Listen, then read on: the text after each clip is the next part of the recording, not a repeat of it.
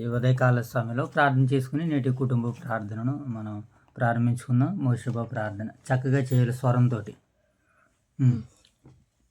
మహాగడుడు మహోన్నతున ప్రేమను మా కడతైన కృపగల దేవ మీ అపూర్వమైన ప్రేమకి సూచులు శ్రోతాలు చెల్లించుకుంటున్నాం ఆయన. ఇటు రేగతైనా మమ్మల్ని ఉదయాన్నే లేపించండి. ఇటు రేగతండి మా పనిపాట్లు మీరే తెచ్చిపరచండి. ఇటు రేగతండి మీ పాసరి మేము కూర్చుండగా మాకు మీద బలాన్ని శక్తిని జ్ఞానాన్ని నాయన ఎన్నుకోనైనా.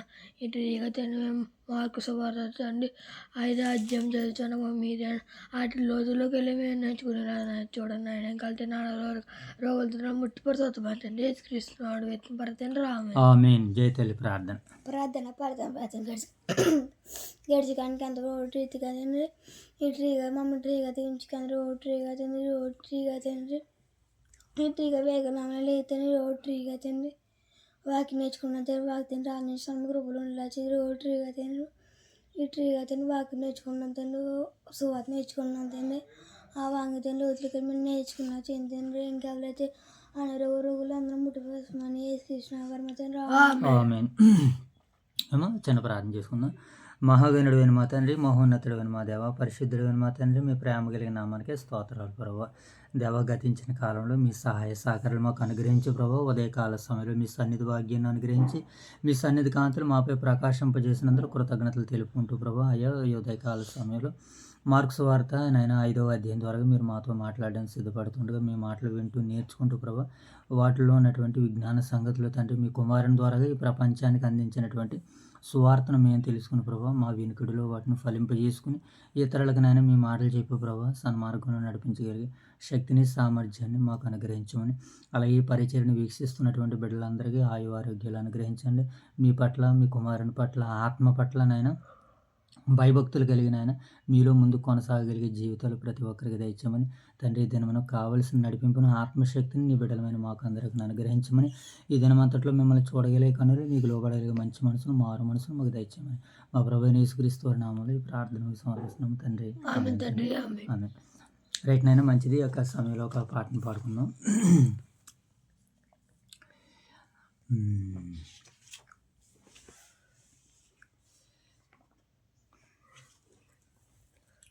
సృష్టికర్తవైన యెహోవా, నీ చేతి పని అయిన నాపై ఎందుకింత ప్రేమ, మంటికి రూపమిచ్చినావు, మహిమలు స్థానమిచ్చినావు, నాలో నిన్ను చూసావు, నీలో నన్ను దాచావు, నిస్వార్థమైన నీ ప్రేమ మరణము కంటే బలమైనది నీ ప్రేమ.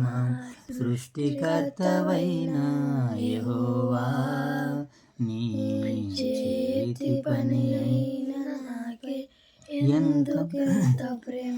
ఏకాంతి లేని నిషీదిలో, ఏ తోడు లేని విషాదపు వీధులలో, ఎన్నో అపాయపు అంచులలో నన్నాదుకున్న నా కన్న తండ్రివి యేసయ్యా, నన్ను అనాథగా విడువక నీలాంజనములతో నాకు పునాదులు చేసితివా.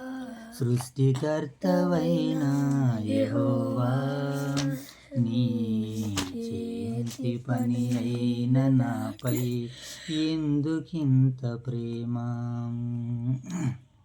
రైట్, మంచిదమ్మా. ఈ యొక్క సమయంలో ఉదయకాల సమయంలో మార్కు సువార్త నిన్నటి కాల సమయంలో 5వ అధ్యాయం చదువుకున్నాను నేను. మరి యొక్క సమయంలో 6వ అధ్యాయాన్ని మనం చదువుకుంటూ ముందుకు వెళ్దాం.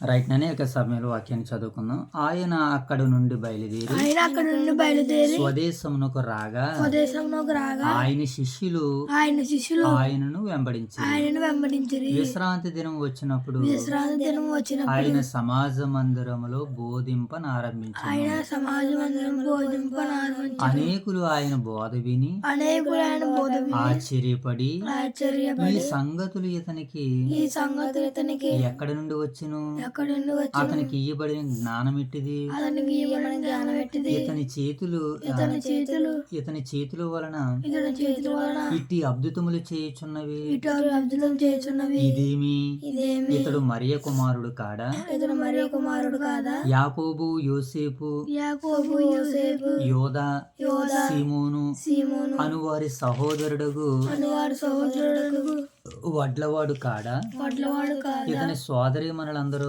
ఇతని సోదరి మనందరూ మనతో ఉన్నవారు కారా మనతో ఉన్నవారు కాదా అని చెప్పుకొనుచు అని చెప్పుకొని ఆయన విషయమై ఆయన విషయం అభ్యంతరపడిరి. అభ్యంతరపడి అందుకు యేసు అందుకు యేసు ప్రవక్త తన దేశములోను తన దేశం తన బంధువులలోను తన ఇంటి వారిలోను తన ఇంటి వారిలోను తప్ప మరెక్కడను ఘనహీనుడు కాడని చెప్పును. గణహీనుడు కాదని చెప్పాడు. అందువలన కొద్ది మంది రోగుల మీద చేతులుంచి కొద్దిమంది రోగుల మీద చేతులుంచి వారిని స్వస్థపరిచెను. వారిని స్వస్థపరిచెను. ఆయన అక్కడ చేయజాలకపోయెను. ఆయన వారి అవిశ్వాసమునకు ఆశ్చర్యపడును. ఆయన చుట్టూనున్న గ్రామములు తిరుగుచు బోధించుచుండెను. రెండో సందర్భాన్ని చదువుకుందాం. ఆయన 12 శిష్యులను తన యొద్దకు పిలిచి వారితో ఎట్లనను వారిని ఇద్దరినిగా పంపుచు అపవిత్రాత్మల మీద వారికి అధికారం ఇచ్చి ప్రయాణం కొరకు జాలినైనను చేతి కర్రనైనను సంచిలో సొమ్మునైనను తీసుకొనవద్దు. చెప్పులు తొడుగుకొనడనియు 2 అంగిలు వేసుకొనవద్దనియు వారికి ఆజ్ఞాపించును. మరియు ఆయన వారితో ఎట్లైనను మీరెక్కడ ఒక ఇంట ప్రవేశించుదురో అక్కడ నుండి మీరు బయలుదేరే వరకు ఆ ఇంటనే బస చేయుడి. ఏ స్థలమందైనను జనులు మిమ్మల్ని చేర్చుకొనక మీ మాటలు వినుకుంటే మీరు అక్కడ నుండి బయలుదేరినప్పుడు వారి మీద సాక్ష్యముగా ఉండుటకు మీ పాదముల క్రింది ధూళి దులిపివేయుడి. కాగా వారు బయలుదేరి మారు మనసు పొందవలనని ప్రకటించుచు అనేక దయ్యములను వెళ్ళగొట్టుచు నూనె రాసి రోగులకు అనేకులను స్వస్థపరచుచుండిరి. మూడో సందర్భాన్ని చదువుకుందాం. ఆయన కీర్తి ప్రసిద్ధమైన గనక ఆయన రాజైన హేరోదు ఆయనను గూర్చి విని బాప్తిస్మిచ్చి యోహాను మృతుల్లో నుండి లేచి ఉన్నాడు గనక అతని యందు అద్భుతములు క్రియారూపములగుచున్నవని చెప్పారు. ఇతరులు ఈయన ఏలియానియు మరికొందరు ఈయన ప్రవక్తనియు ప్రవక్తలలో ఒకని వలె ఉన్నాడని చెప్పుకొని చుండిరి. అయితే హేరోదు విని నేను తలగొట్టించిన యోహానే ఇతడు మృతుల్లో నుండి లేచి ఉన్నాడని చెప్పాను. హేరోదు తన సహోదరుడు పిలిపి భార్య అయిన హేరోదియను పెళ్లి చేసుకున్నందున యోహాను నీ సహోదరుని భార్యను చేర్చుకొనుట నీకు న్యాయము కాదని హేరోదుతో చెప్పెను.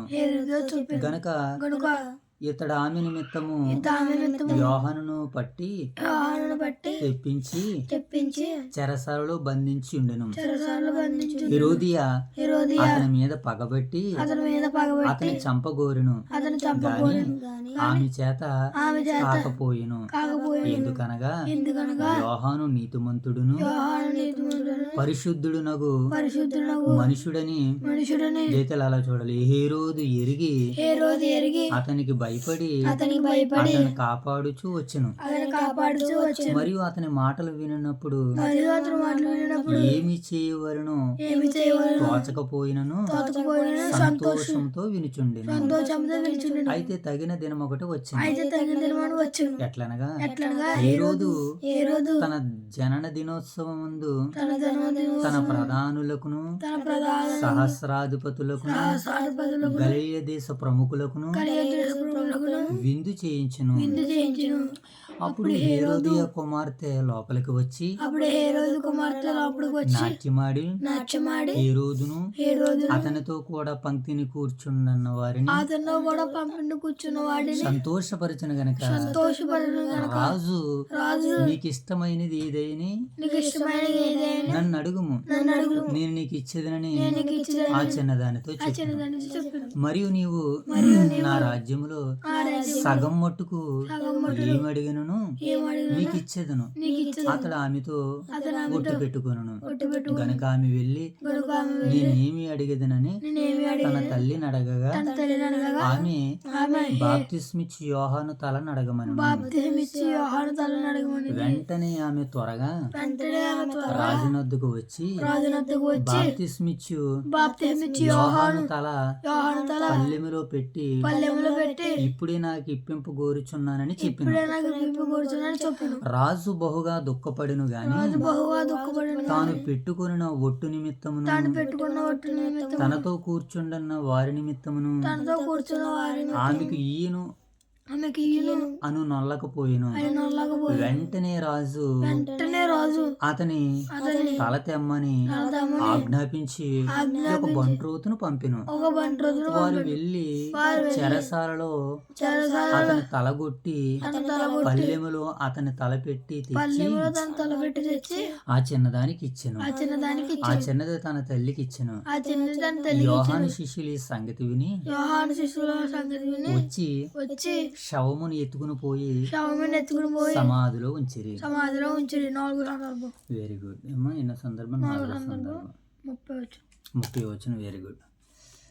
అంతటా అపోస్తులు యేసునద్ద కూడి వచ్చి అంతటా అపోస్తులు యేసు వద్దకు కూడి వచ్చి యేసు తాము చేసినవన్నీ తాము చేసినన్ని బోధించినవన్నీ బోధించడాన్ని ఆయనకు తెలియజేసిరి. ఆయనకి తెలియజేసి అప్పుడు ఆయన అప్పుడైనా మీరు ఏకాంతముగా అరణ్య ప్రదేశమునకు వచ్చి మీరు ఏకాంతంగా అరణ్య ప్రదేశంలో వచ్చి కొంతసేపు అలసట తీర్చుకునుడని అలసట తీసుకుని చెప్పెను. చెప్పాను. ఏలయనగా అనగా అనేకులు వచ్చుచూ పోవుచు నుండినందున పోచు ఉండగా భోజనము చేయుటకైనను వారికి భోజనం చేయడం అవకాశం లేకపోయింది. అవకాశం లేకపోయి కాగా వారు ధోని ఎక్కి కాగవారి ధోని అరణ్య ప్రదేశమునకు ఏకాంతముగా వెళ్ళిరి. అరణ్య ప్రదేశం ఆగంగా వెళ్ళారు. వారు వెళ్ళుచుండగా వెళ్ళుచుండగా జనులు చూసి జనులు చూసి అనేకులైనను అనేకులైన గుర్తిరిగి గుర్తిరిగి సకల పట్టణముల నుండి సకల పట్టణం నుండి అక్కడికి కాలినడకన పరిగెత్తి వారికంటే ముందుగా వచ్చిరి. వారికంటే ముందుగా వచ్చి గనుక యేసు వచ్చి ఆ గొప్ప జన సమూహమును చూసి ఆ గొప్ప జనం చూసి వారు కాపరలేని గొర్రెల వలె ఉన్నందున వారు కాపరలేని గొర్రెలందు వల్ల ఉన్న వారి మీద కనికరపడి వారి మీద కనికరపడి వారికి వారికి అనేక సంగతులను అనేక సంగతులు బోధింపసాగిను. బోధింపసాగి చాలా ప్రొద్దుపోయిన తర్వాత చాలా ప్రొద్దుపోయిన ఆయన శిష్యులు ఆయన యొద్దకు ఆయన వచ్చి శిష్యులు ఆయన వద్దకు వచ్చి ఇది అరణ్య ప్రదేశము, ఇది అరణ్య ప్రదేశం, ఇప్పుడు చాలా ప్రొద్దుపోయినది, ఇప్పుడు చాలా ప్రొద్దుపోయినది, చుట్టుపట్ల ప్రదేశములకును చుట్టుపక్కల ప్రదేశం గ్రామములకును వారు వెళ్ళి భోజనమునకైనను కొనుక్కొనుటకు వారిని పంపివేయమని చెప్పిరి. అందుకైన మీరు వారికి భోజనం పెట్టుడనగా వారు వెళ్ళి 200 ధ్యానారముల రొట్టెలను కొని వారికి పెట్టుదుమా అని అడిగిరి. అందుకైన మీ యొద్ద ఎన్ని రొట్టెలున్నవి? పోయి చూడుడని వారితో చెప్పెను. వారు చూసి తెలుసుకుని 5 రొట్టెలను 2 చేపలను నున్నవనిరి. అప్పుడు ఆయన పచ్చిక మీద అందరూ పంక్తులుగా కూర్చుండవలెనని వారికి ఆజ్ఞాపింపగా వారు 100 మంది చొప్పునను 50 మంది చొప్పునను పంక్తులుగా తీరి కూర్చుండిరి.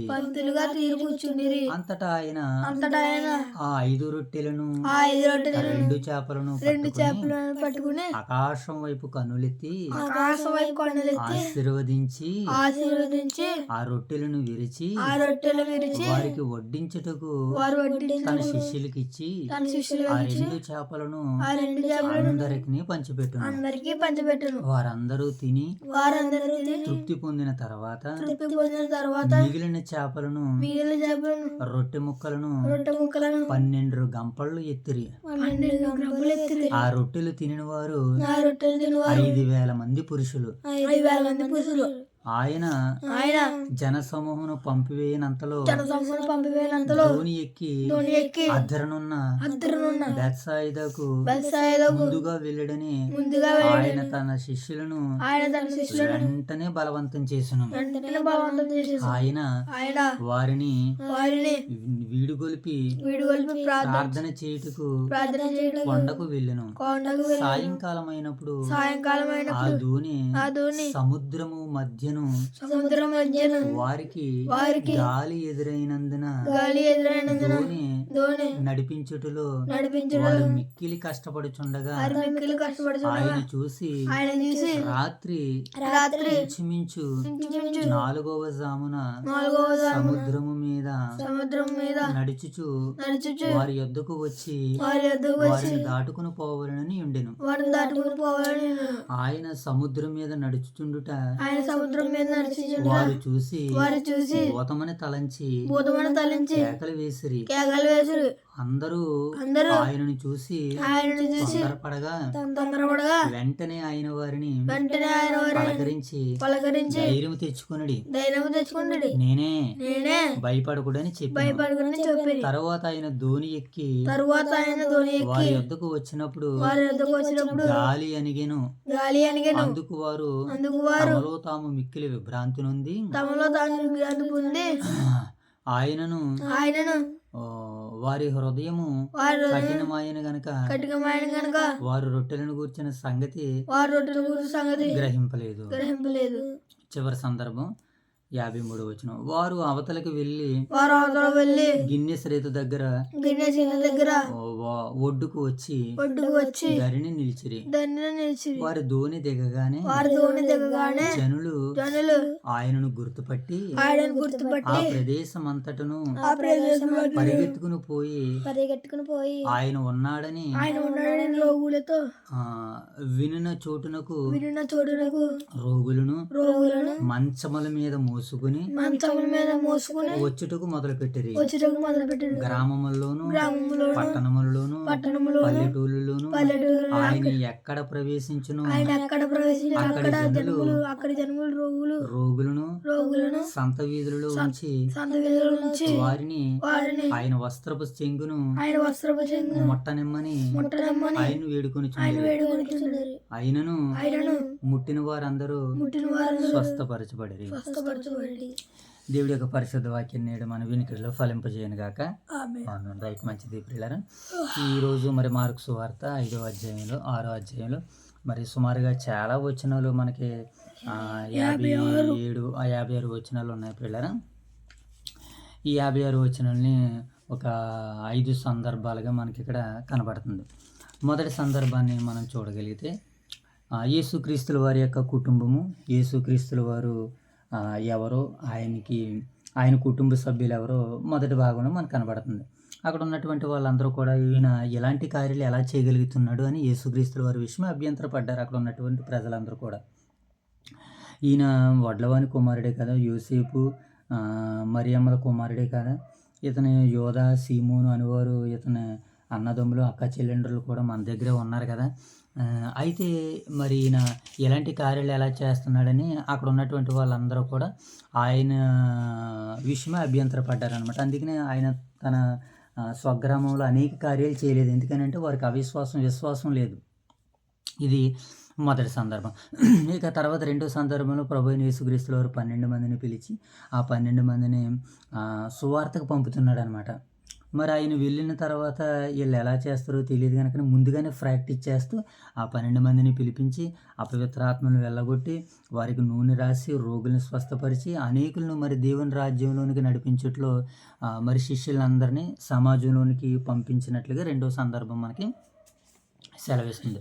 ఇక మూడో సందర్భంలో మనం ఆలోచన చేసినప్పుడు యేసుక్రీస్తుల వారు తన శిష్యులు చేస్తున్నటువంటి సూచక్రియలు అద్భుతాలు హేరోదు రాజు విని వీళ్ళు ఎలా చేయగలుగుతున్నారు అని ఇతను ఏమనుకున్నాడంటే, యోహాను ఒకవేళ మృతుల్లో నుండి మరలా తిరిగి వచ్చి ఉంటాడో, నేను ఆల్రెడీ చంపించేశాను కదా యోహానుని నా జన్మదినోత్సవం అందు, నా కుమార్తె నాట్యం ఆడితే నా కుమార్తెకి ఏం కావాలని అడిగితే తన తల్లి ద్వారా ప్రేరేపింపబడి యోహాను తలని అడిగింది కదా, నేను యోహాన్ని చంపించేశాను కదా, ఆ యోహానే మరలా తిరిగి లేచి ఉన్నాడు, లేదా ప్రవక్తల్లో ఒకడని ఉన్నారని యేసుక్రీస్తుల వారి గురించి చెప్పుకున్నట్లుగా మనకి కనబడుతుంది.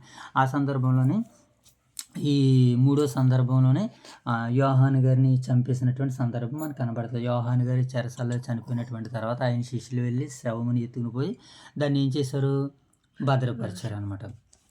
తర్వాత ఇక నాలుగో సందర్భంలో అపోస్తులు వారు చేసినటువంటి అద్భుతాలు ఆశ్చర్యకార్యాలన్నీ కూడా యేసుక్రీస్తుల వారికి రిటర్న్ చెప్తున్నారనమాట. మేము వెళ్ళాము, ఏ ప్రాంతానికి వెళ్ళినప్పుడు ఆయన ఏమన్నారు, మీరు రొట్టెనైనా జాలినైనా చేతికర్రనైనా చెప్పులనైనా అంగీలనైనా మీరు ఏం వేసుకోకండి, మీరు వెళ్ళండి, ఏ ఇల్లు యోగ్యమైందో అక్కడే ఉండండి, మీరు తిరిగి వెళ్ళేంత వరకు అక్కడే మీరు భోజనం చేయండి, బస చేయండి అని యేసుక్రీస్తుల వారు ఈ మూడో సందర్భంలో చెప్తాడనమాట.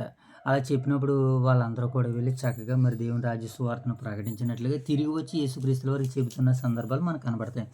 అదే సందర్భంలో అనేక మంది జనసమూహాలు మరి యేసుక్రీస్తుల వారి దగ్గర సువార్త విన్నప్పుడు నేర్చుకుంటున్నప్పుడు వారికి ఆహారం లేకపోతే అరణ్య ప్రదేశంలో మరి ఇక్కడ ఏమున్నాయంటే 5 రొట్టెలను 2 చేపలు ఉన్నావు అనగానే ఆ జనులందరినీ కూర్చోబెట్టి 100 మందిలుగాను 50 మంది పంక్తులుగాను కూర్చోబెట్టి వాళ్ళందరికీ ఏం చేశాడు, ఆహారాన్ని పెట్టాడు, రొట్టెలను చేపలను పెట్టాడు. ఈ రొట్టెలు చేపలు 5 రొట్టెలు 2 చేపలు ఎన్ని అయిపోయినాయి, 12 గంపలు ఎత్తారు. వాటిని యేసుక్రీస్తుల వారు పట్టుకుని ఆశీర్వదిస్తే ఆ ఆశీర్వాదాలు ఎన్ని అయిపోయినాయి, బోల్డంతమందికి ఆహారంగా మారిపోయింది. ఈరోజు కూడా ఆ రొట్టెకి సాదృశ్యమే ప్రభు అయిన యేసుక్రీస్తుల వారి శరీరం.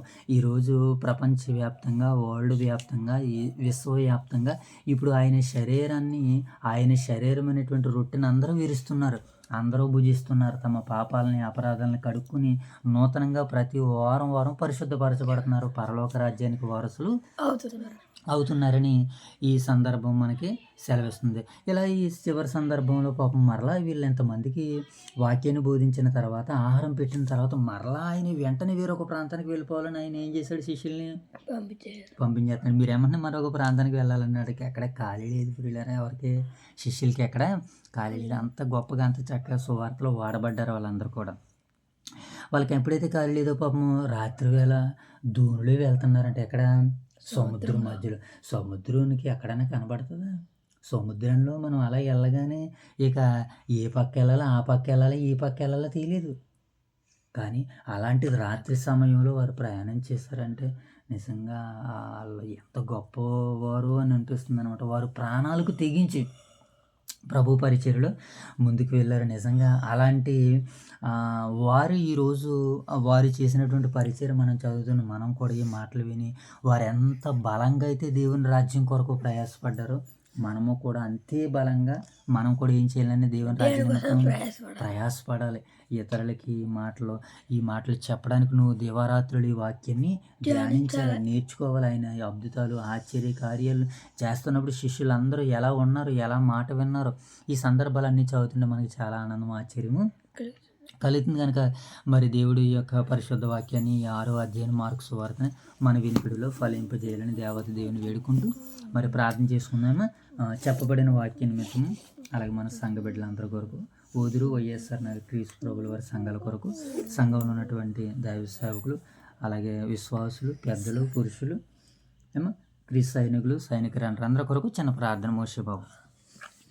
మహానతుడు ప్రేమగల మా కడితే కృపగల దేవ మీ అపరమైన ప్రేమకి వేలాది వందన స్థుతులు స్తోత్రాలు తెలుసుకున్నాం నేను ఇంటి దిగతండి మార్కు సువార్త 6 అధ్యాయం జరుగుకున్నాం నేను ఇంటి దిగతండి రోజులు గలిమే నేర్చుకోవడం తండ్రి రాత్రి వేళ సమయంలో 4వ జామున తండ్రి యేసుక్రీస్తు ప్రభువు శిష్యులు తండ్రి సముద్రంలో రాత్రి వేళ వెళ్తున్నారు తండ్రి గాలి వల్ల అలా అపాయం తెలియదు తండ్రి నేనే వస్తున్నాను ఆగండి భయపడకండి అని యేసుక్రీస్తు వాళ్ళు ఎలా ధైర్యం చెప్పారో అలాగే మాకు యేసుక్రీస్తు వాళ్ళు ధైర్యం చెప్పారు చూడండి తండ్రి మేము పాపంలో పడుకోకుండా చూడండి తండ్రి ఎటుగా తిని మా సంఘాలను దీవించి కాచి కాబడుతుంది మా సంఘ పెద్దలు దీవించి కాచి కాబడుతుంది మన సంఘ వాక్యం చెప్పి దేవజనులు దీవించి కాచి కాబడుతుంది జూపాడు వయసునారు ఊదూరు 2 సంఘాలను దీవించి కాచి కాబట్టి ఎంగల్ తిని 6 రోజు అలా ముట్టుబడతా పడిన మా అమ్మ దూరం పెద్ద ఆనుకోని దీవించి కాచి కాబట్టి యేసుక్రీస్తు వేతన పడుతుంది ఆమేన్.